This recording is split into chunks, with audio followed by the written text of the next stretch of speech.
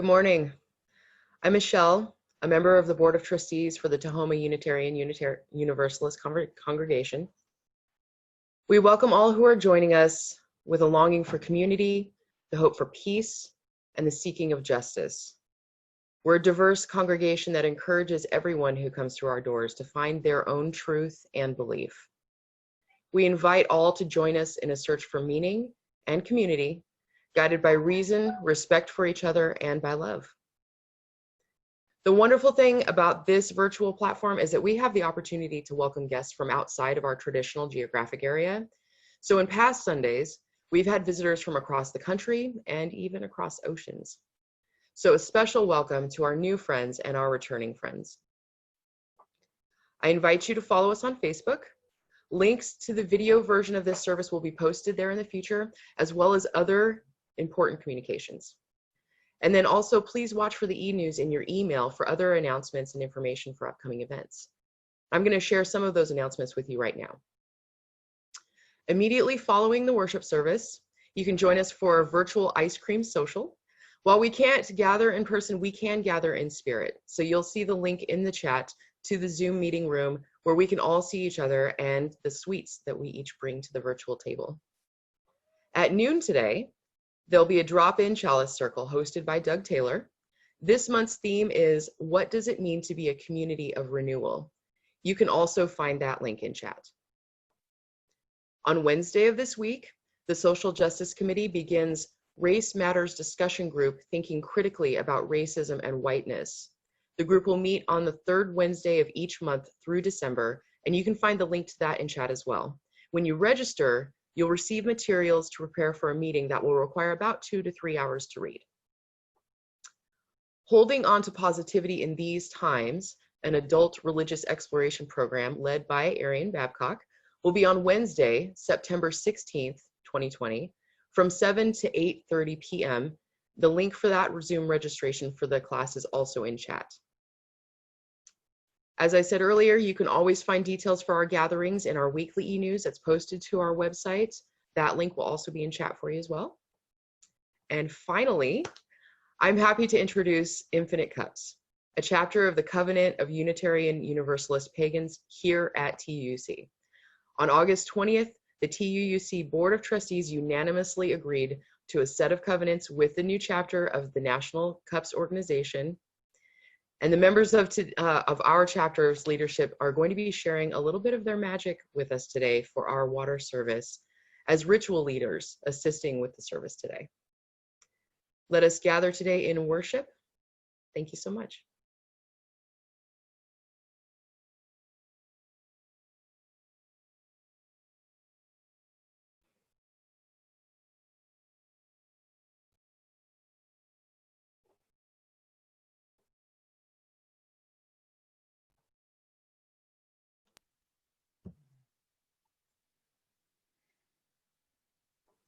We invite the spirits of the East, the place of air, of breath, of knowledge, and of new beginnings.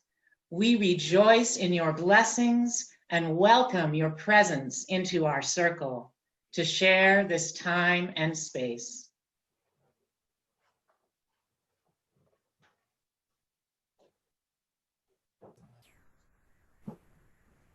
We invite the spirits of the South, the place of fire, transformation, and passion. We rejoice in your blessings and welcome your presence into our circle to share this time and space.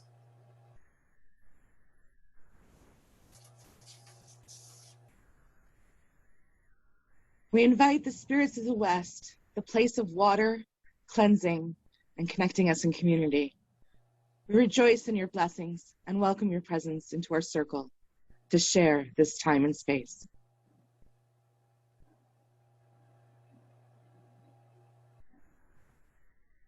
We invite the spirits of the North, the place of earth, stability, and protection.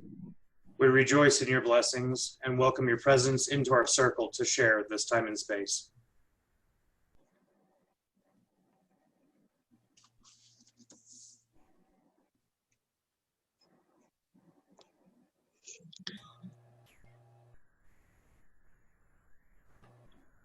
We light this chalice in deep respect for the mystery and holiness of life, in honor and gratitude for those who have gone before, with love and compassion for those who dwell among us, and with hope and faith for the generations to come.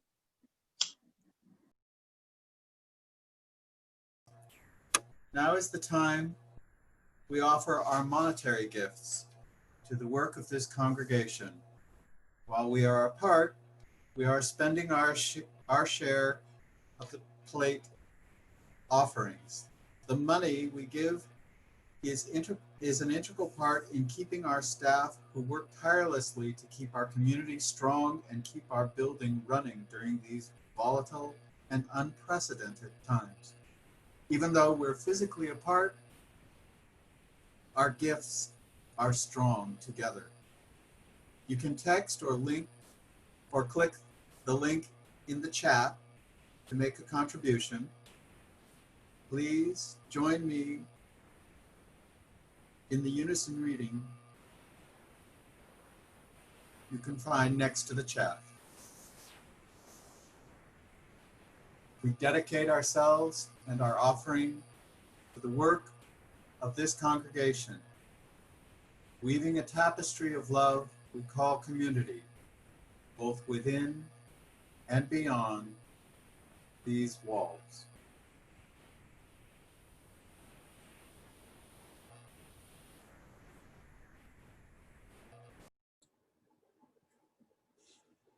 Why don't everybody take a deep breath with me? In,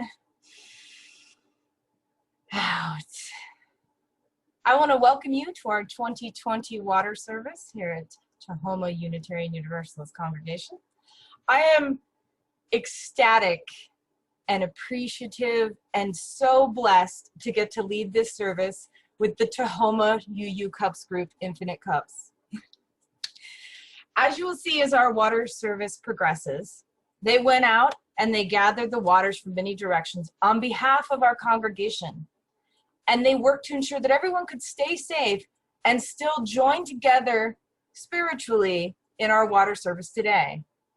And community and love are truly what the waters of life are about.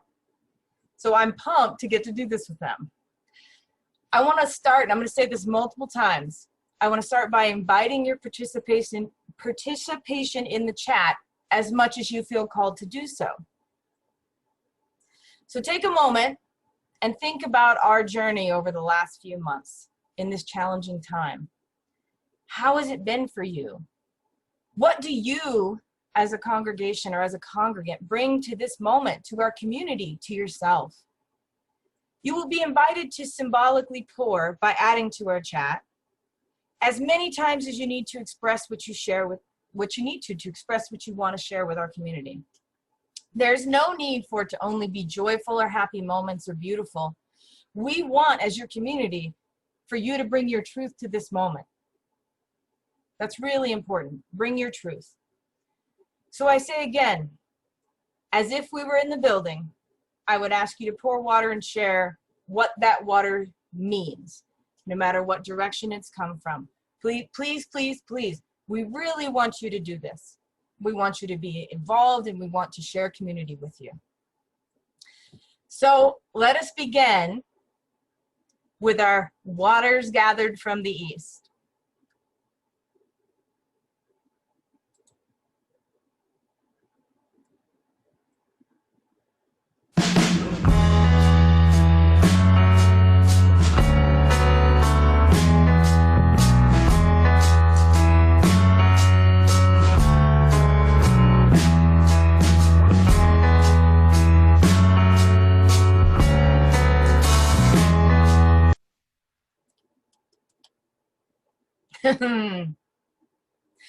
Waters of the East.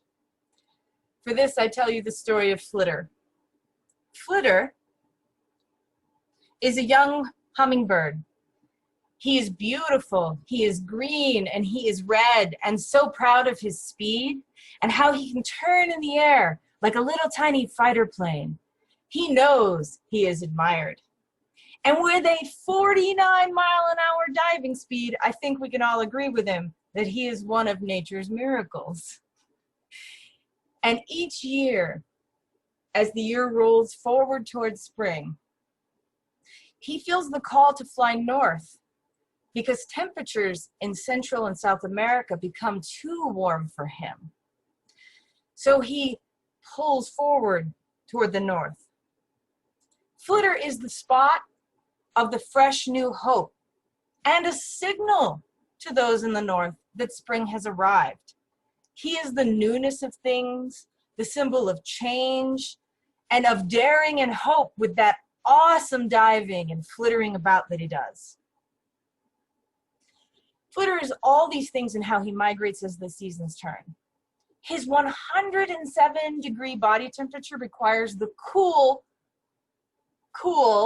warm spring and summer of North America and the warmer, cool temperatures of Central and South America to survive.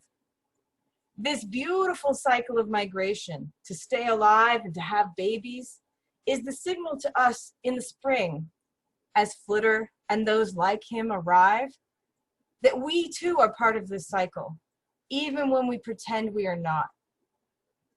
Yet for all Flitter thinks of himself as the most beautiful, he does not know the comfort he gives to those humans who see him and smile and feel comforted by his simple existence as he flitters about their gardens, and what his appearance means to them, because those people who see him honor the cycles of the earth, and this is the possibility that each spring brings. So, we call on the waters that have nourished young plants. We call on the waters of green new life. We call on the waters of courage and inspiration that allow us to begin again. We call on waters of springtime and freshness.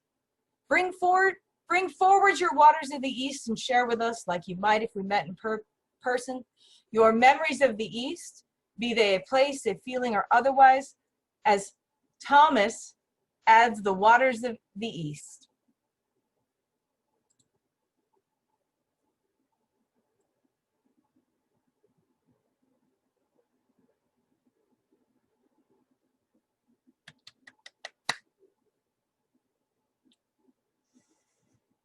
Please share in the chat your waters from the East.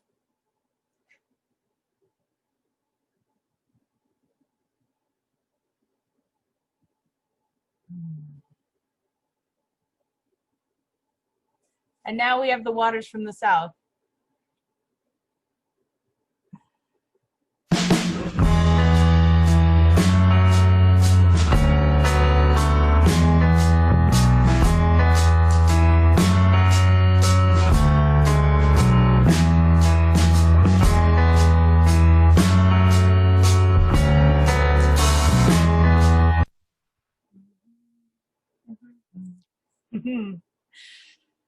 For the waters of the South, I bring you a story that's very old.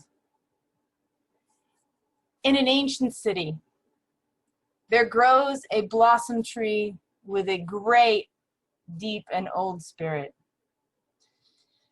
This tree brings to its work the ability to stay alive and the grace that only blossom trees can give to the world. That beauty. And it has managed to stay alive as its friends and its family were cut down and killed in the name of human urban progress. The city was so vast and full of buildings and roads that the tree only had the deepest of waters where its roots had barely reached. The water spirit friends and a few human friends who noticed that the tree still stood, and a very few birds who were brave enough to fly through the hot, overcrowded city to land upon this tree's branches. It was a lonely tree, and no one knew how old this blossom tree was, but it was ancient even before the city was a city. And so it was said that the blossom tree was as old as the world itself. And who knows, that might be true. For tree spirits are tricky like that. It is a magic, a gift of its age. Everyone saw this blossom tree differently. Some saw it as mighty and mysterious. Others saw it as simply a magic tree. And some just liked to listen to the sound of the wind blowing through its leaves, because there is no music like that heavenly magic of leaf song. Even the city's ruler loved the tree, and he loved to sit and watch it as the cycles of the world renewed. However, one day the ruler faced a problem. You see, the center pillar in his oversized home was breaking.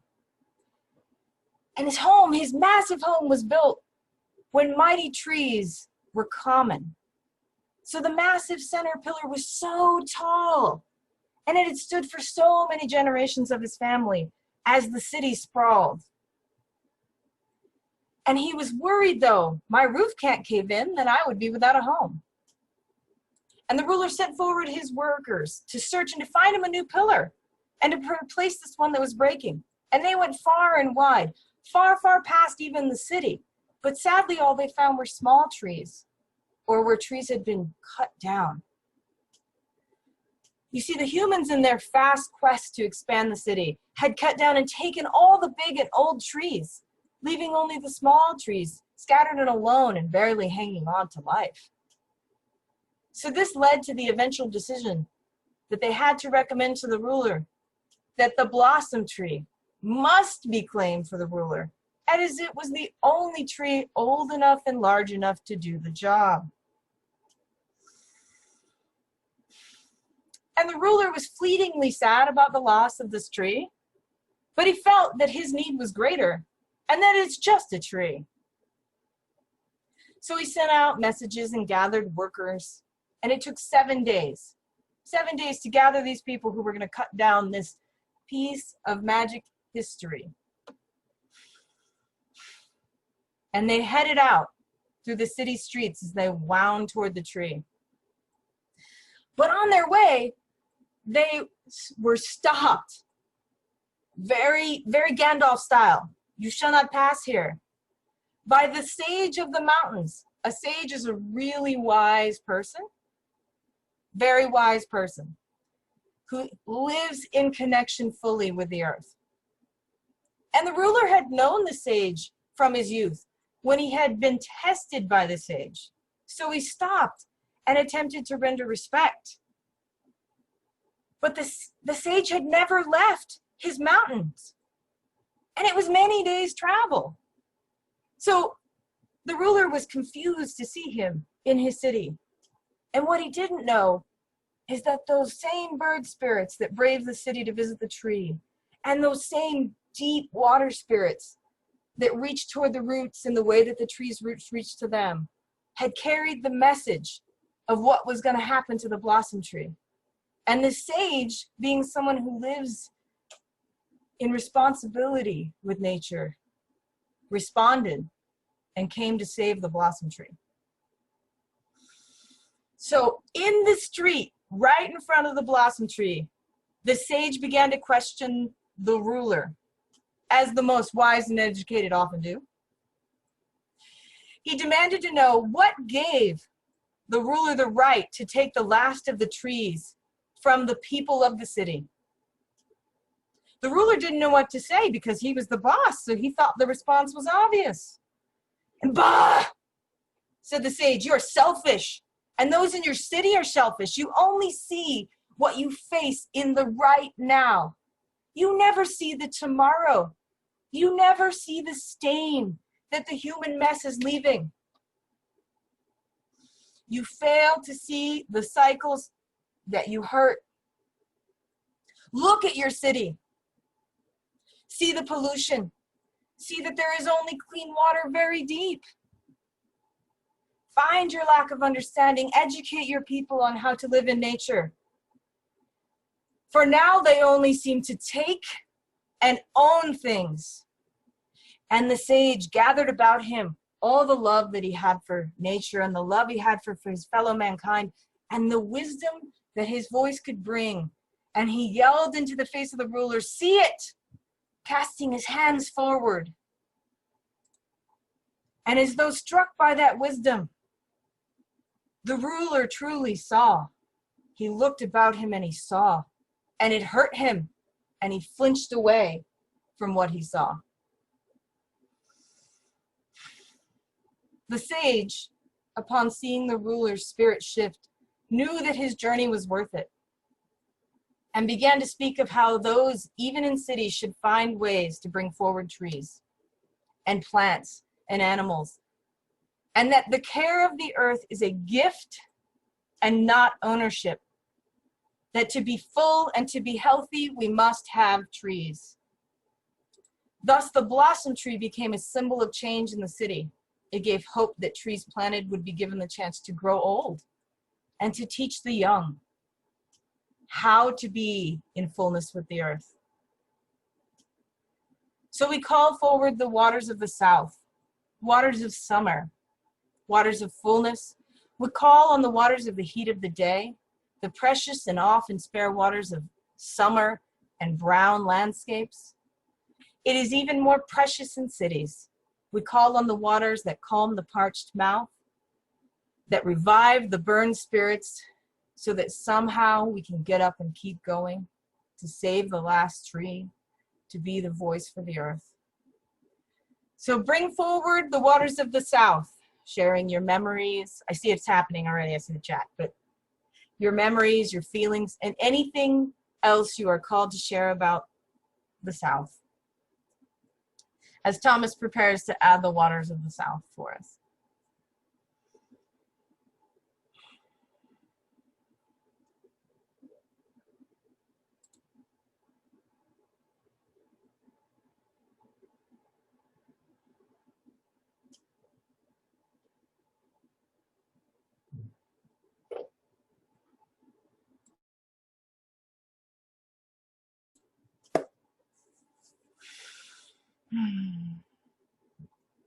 Yeah, yes, yes. The joining of the waters, like the joining of spiritual community.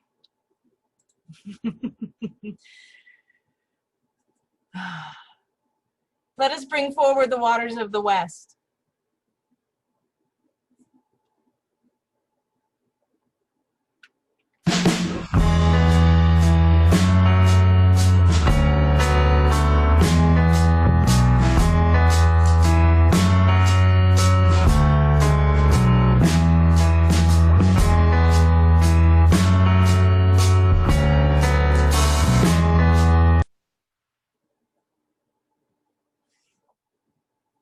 For the waters of the west, we have the story of C. C is a woman who did not like to work. C always had an excuse for everything. It's too hard. People were mean to me, and so on, and so on, and so on. Sadly, C only saw the negative of life and told anyone who would listen all about it. This made C's life actually harder than if she had just done the work from the beginning and moved forward. But as C could only see the negatives, she was stuck in this negative cycle. But C was lucky and blessed that she had a husband who loved her for who she was and saw past her hard to live with ways and just loved her. And with her, he lived with their little dog, Mira. And when he went off to work, he would leave Mira with C to keep her company.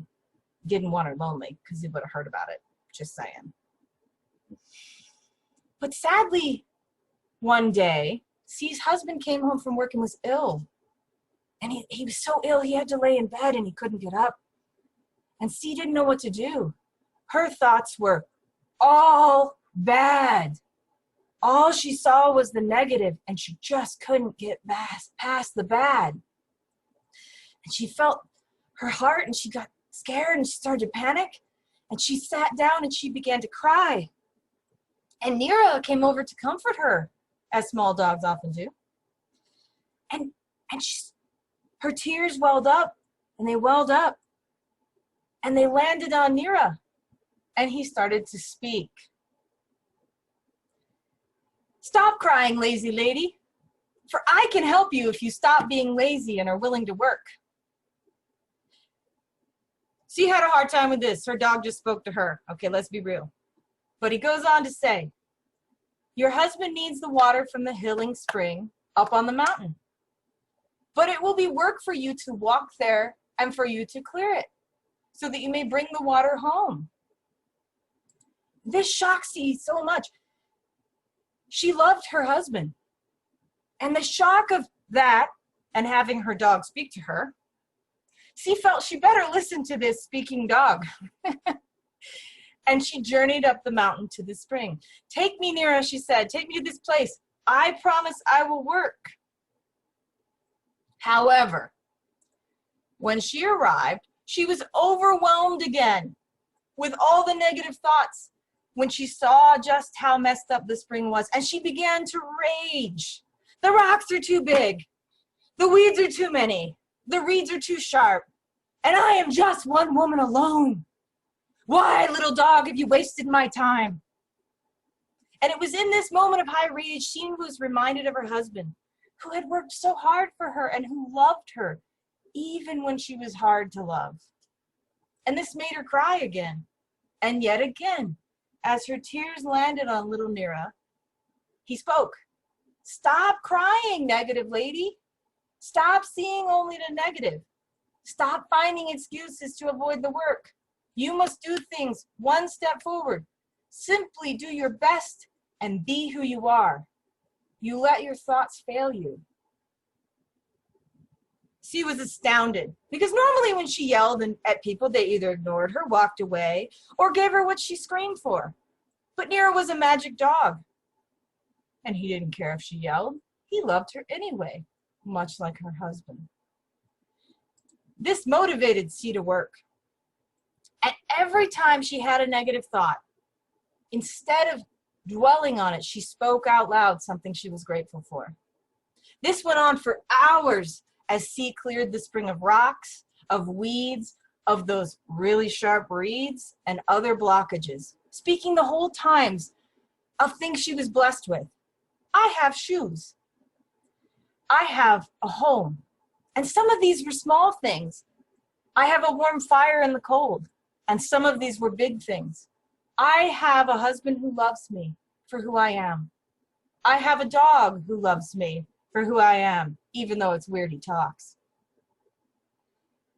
So soon the spring was clear, and C realized she didn't remember to bring a cup. How was she supposed to get the water home? This time she cried because she knew what she might lose. She had just shared all of this appreciation. But just as before, when her tears landed on little Nira, who was comforting her, he spoke and said, "Loving lady, stop crying. You have the reeds. Make a cup and let go of your sadness. You did the work and you are loved.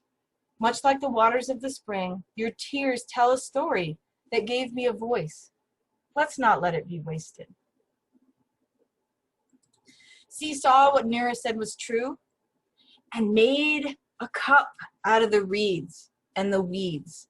And all she did was she made it was think of the love she had for her husband and for the good that she had in her life. And soon, not only was it done, but she had filled it and began racing home, walking speed, she has a cup of water here, as fast as she could manage. And once she got home, she gave the water to her husband, and he got better, and she rejoiced. And this experience changed C in many ways. But when she would feel herself slipping back into her old habits of only seeing the bad, she would take Nira, and they would walk to the spring and clear away anything that piled up. And in the end, she became a renowned artisan, known for her different kinds of cups. And people swore, when you drank from them, you drank love. I think it's because C felt love when she made those cups, and she felt love when she sold those cups. And she learned to appreciate hard work and the journey that is life every time she made a cup. So we call on the waters of the West the waters of harvest, the waters of sunset, the waters of the sweat of harvest time, the waters of times of completion. We bring the cooling waters of autumn, the rust-colored and the peaceful. We bring the appreciation of hard work and what it gives you that makes your life more full. Bring the waters of the West and share with us in the chat as you're doing so, thoughts, feelings of the West as you would like, while Thomas prepares to add the waters of the West.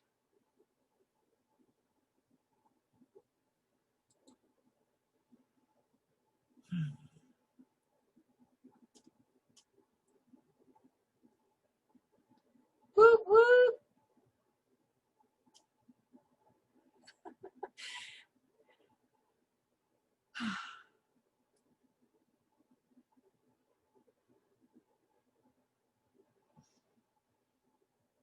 Let us bring forward the waters gathered from the north.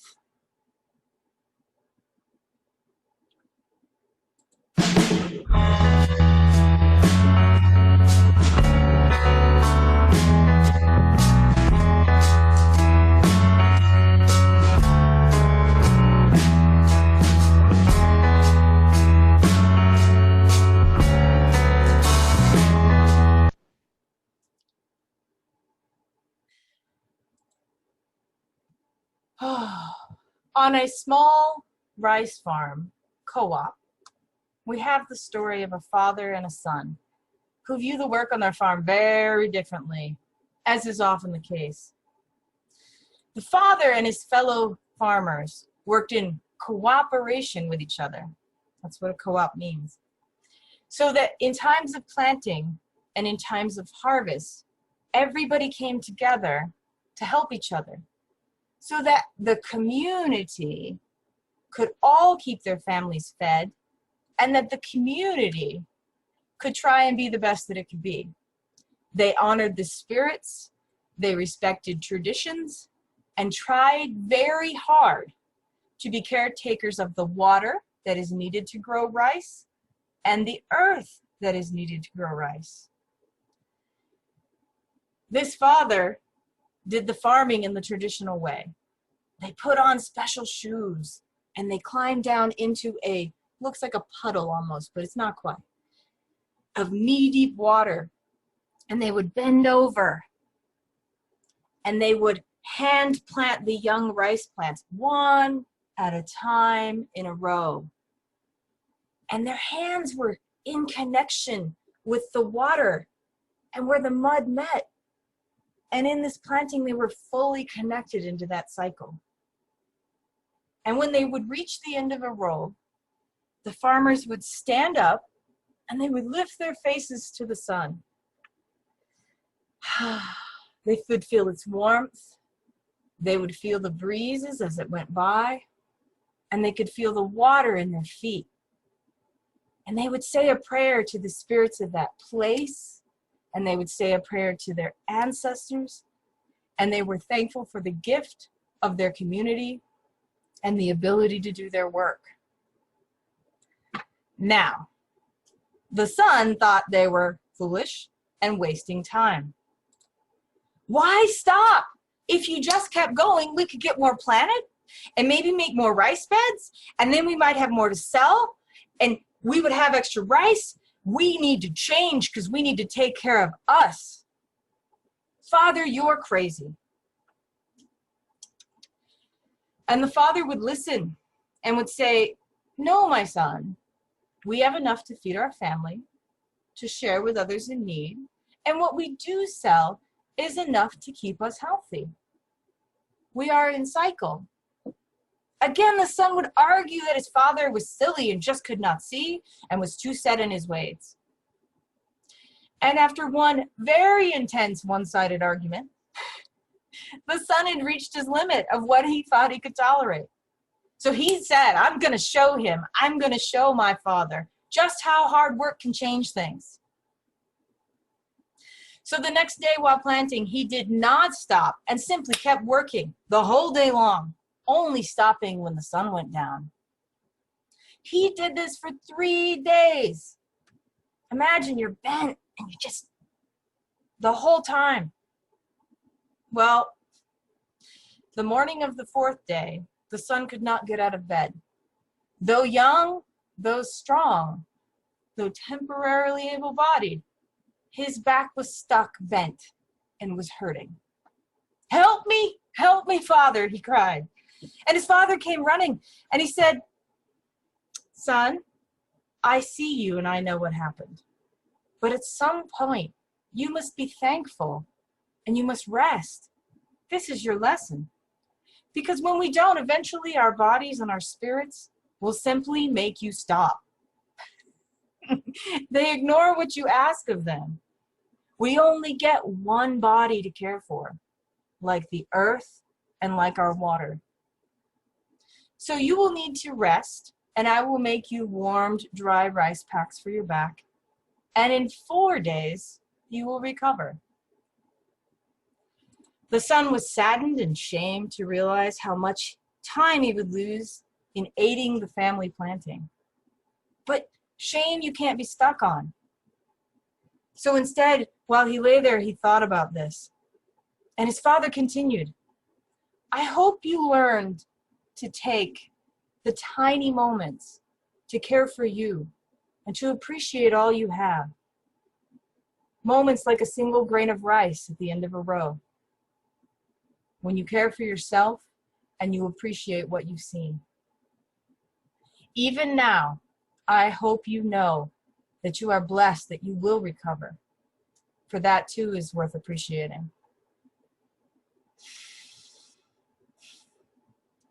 So we bring in the waters in the time of preparation, of becoming ready for what comes along later. We bring in the waters of night and of rest. We bring in the waters of peace that comes without bidding. The peace that touches our hearts and renews us as we go forward. We bring in the waters of the north, the waters of winter, of rest and renewal. The waters of your quiet grain of rice moments of self-care that are the true grace in the world. So please continue as you've been chatting to bring your waters of the north, your feelings, your memories and moments of the north, as Thomas prepares to add our waters of the north.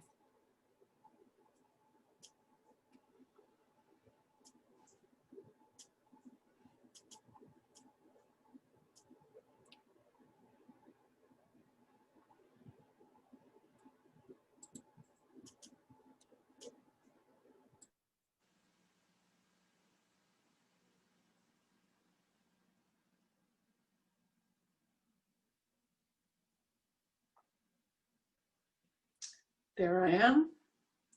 One more story, friends, for this time of smoky skies and fires burning.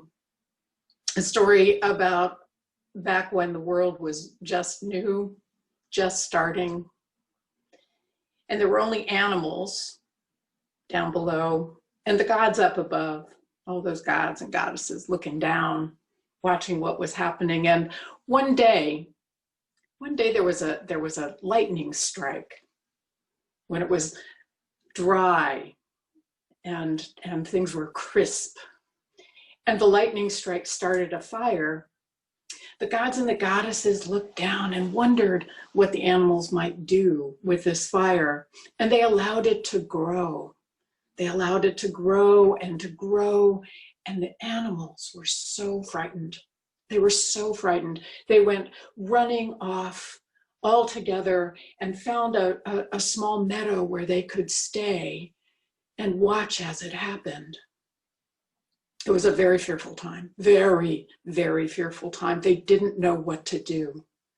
But there was a small parrot. Now you have to know that parrots at this time weren't beautifully colored like we think of them now. They were just black. So this little black parrot sees the fire starting to rage and sees the water that's just beyond the meadow. And so she goes and she thinks, I'll put it out. And she goes over and she scoops a little bit of water up in her beak and she flies it over to where the fire is, and she spits it out. And she turns and she flies back, scoops up a little bit of water and flies to the fire. And she keeps doing this back and forth and back and forth. Well, one of the gods looks down and thinks, well, that's a foolish thing. Let me go see what that's all about. And the god takes the form of an eagle and flies down and hovers as the little parrot goes back and forth and back and forth. You know, the eagle says, watching the parrot go back and forth, you know that it's hopeless, right? And the parrot keeps flying back and forth. You know it won't do any good, right? It's foolishness. And the parrot, as she zips back and forth and back and forth, pauses for just a moment. You know, she says, if I really wanted advice, she flies back, I would have asked my mother. And she continues, getting her water, spitting it out, getting her water, spitting it out. The fire is raging, yet she does not stop. She comes past the god one more time as he hovers there doing nothing and says, if you want, if what you could do, what I could use instead of your advice is some help. And she goes back and sips up some water, comes out, spits it out. And the eagle, the god, is so moved by this moment that he opens the skies and the rains come down and the fire is quenched. And as the rains cover the little parrot who continues her work, her plumage becomes bright green and red and blue, a blessing for she who is not going to give up, for she who continues, even if it seems hopeless. My friends, let us bless these waters that have joined, these symbolic waters that have joined together, a representation of our community as it comes together at the start of this church year. My dear friends, my beloved community, has it ever felt so much like the world as we have known it is ending? We circle the year, remembering this week that day when the towers fell.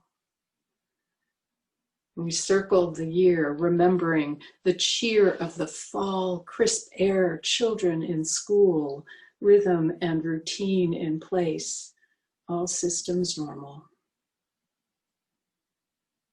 Yet this year, it feels like normal won't return, and we might just live forever in the pall of smoke and fear. Yet there abides an intuition of hope and promise, born from our prayers, from our love, for our deepest wishes that the world be remade. If this day you cannot find that hope, that promise, we who can will lend you some. We offer you love, our hand stretched out to comfort, to hold you, that we all might be strengthened. Here is the gift of community in all times. Our joined hands, our voices, our lives, all together strengthen us all that we may live more wholly, more truly, more authentically, and that the world we dream might be a world made real. We bless this water, symbol of our lives joined one to another. We bless each other this day. Bless the breath we take, drawing in peace and letting out love.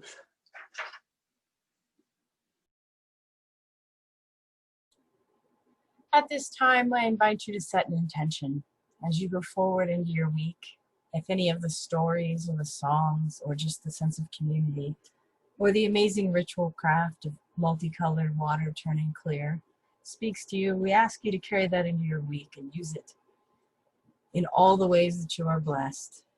Amen. Ishe, Ashe, blessed be.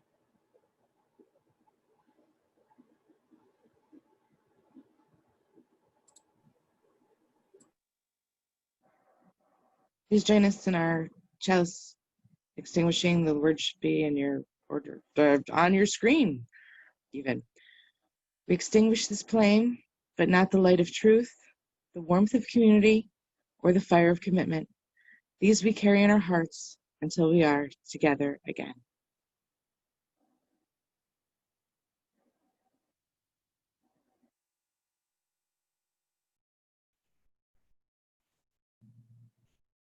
We are grateful to the spirits of the North for abiding with us in this time and space. We give thanks to you for your blessings of earth, grounding, and protection. In gratitude, we bid you to return to your realm and join us when we meet again. Blessed be.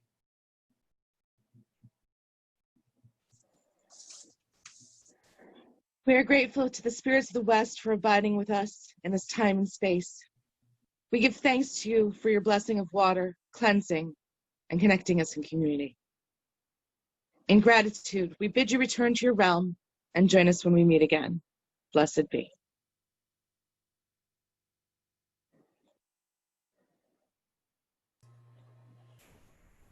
We are grateful to the spirits of the South for abiding with us in this time and space.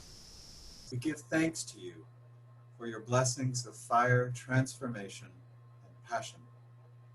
In gratitude, we bid you return to your realm and join us when we meet again. Blessed be.